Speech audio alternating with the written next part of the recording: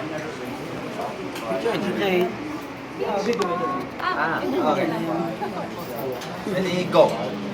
3, 2, 1, action. Action. Tim. Okay. Action. So, you both have now growing endorsements. So, how is the feeling now, and what changed in your lifestyle? Well, what changed is that now I have people saying, oh my god, I have a husband. Now they know I have a husband. Oh man. But with the change thing is that we actually get to work together every day. Whereas before, sobrang separate yung, I think, magkaiba talaga yung mundo namin. So yun, agriculture, business siya, artista, buhay ako. So this is the place where we can actually meet and come to a common ground and understand each other's work. Yeah, actually, I still understand what she does and how long it takes and the effort she makes. Now I understand much more since we're working on this together. But also with the endorsements we have together, I also like to see the people behind. How many people is working for that to happen? It's insane, something that I didn't. And I never knew that so many people was involved working in one project. How is it working with each other? Okay naman, he's just makulit because he doesn't know he's professional, but he's makulit because he doesn't understand that for a shoot, when I'm at home, I'm super mabilis. But for a shoot, hair and makeup takes, it's 2 allotted. hours. Yeah, 2 hours of that's makeup. normal, it's allotted. 3 minutes, literally. Call Robbie Pineda. 3 minutes makeup on Nico. He doesn't understand that process. So Nico is at 2 hours. People, Cannot, the ratio is too, the it's in spread is too general. big. I'm sure I can improve He always pressures the makeup artist and the hairstylist that they're so slow. And Yeah. he said they're not slow, that's part of the job. Yeah, John Bala, Lord Pineda. Every endorsement is 2 hours. Hair and makeup allotted. Do you do his makeup also? No, I did it once para sa vlog ko. Yeah. For payback for the... I still, people still making fun of me because of that video. Already, that was a big impact in my image. I couldn't go to the office for 3 days because people were still laughing at that video. We've seen the video, it's really fun, but how is it behind the scenes? Same.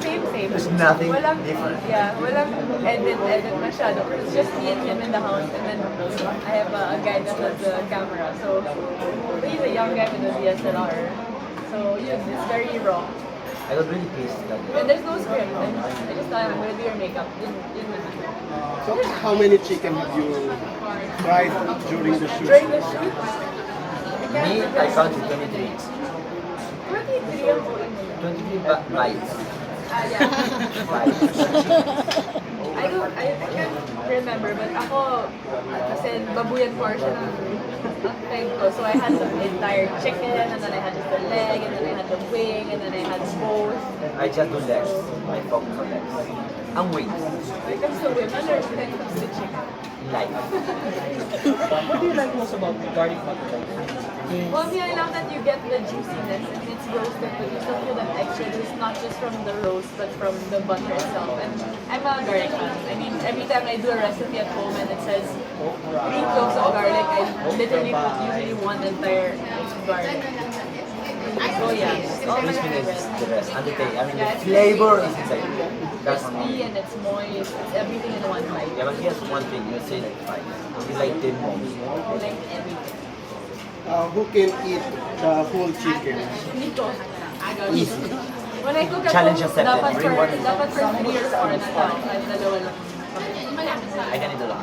I tried roasted chicken before in the oven. Finished it entire. What's your favorite side dish for your chicken? I think the corn oven. Parang I have to have more vegetables. Steam veggies. Sobrang lalo. He doesn't eat pork. Other things. Because in Argentina we eat much rice. Even in our kitchen, we eat bread instead of rice. Since it's Wika, One One ang ang wika, Filipino.